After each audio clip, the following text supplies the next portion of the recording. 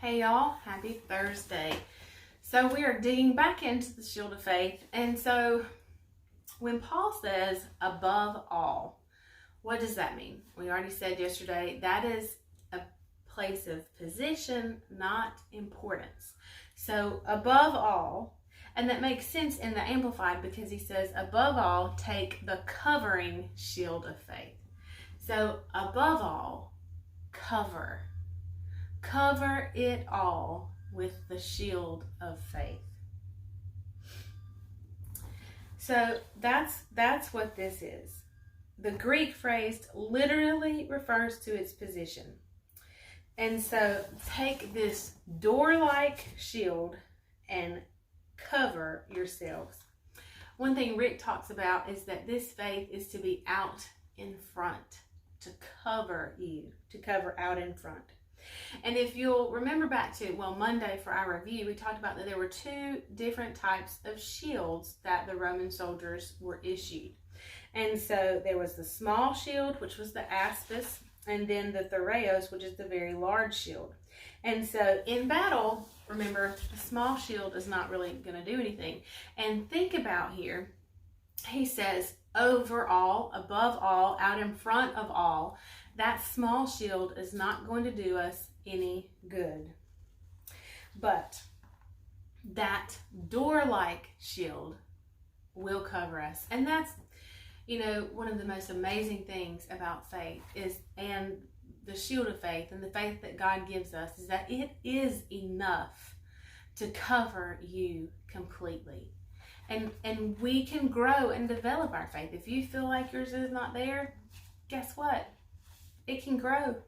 Spend time with the Lord in His Word and watch your faith get bigger and bigger and bigger. Stronger and stronger and stronger. So faith is supposed to be out in front where it can completely cover you in battle. It is mostly a defensive or an offensive weapon. It's a defensive weapon. It's out in front of the other pieces. And now this is where I know we won't finish this week, so we'll pick up into it next week. But the shield of faith as a defensive weapon. In our culture, I'm going to read my notes from this. Often in the culture we live in, we feel like we have to defend our faith. In studying and in meditating on faith, I believe our faith will defend itself. And I think it's very interesting that this shield would be a defensive weapon and that it is faith. Our trusting and believing in God will defend itself. It will prove itself. And honestly, that could be good or bad. Prove that we didn't really have faith, or that we had not taken care of our faith, or we had not developed our faith. Those are things we'll talk about too. Or prove itself that He says who He says He is, and we believed that He would do it.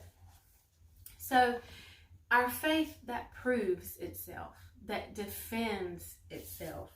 I want to read 1 Kings 18. This is one of the most powerful stories of proving that I can think of, and it's the one that I thought about immediately with faith being a defensive weapon. So 1 Kings chapter 18, and you all know this story. I know you do. And this is Elijah on Mount Carmel, and we'll read as far as we can today, and then we'll pick up tomorrow. So 1 Kings 18:17.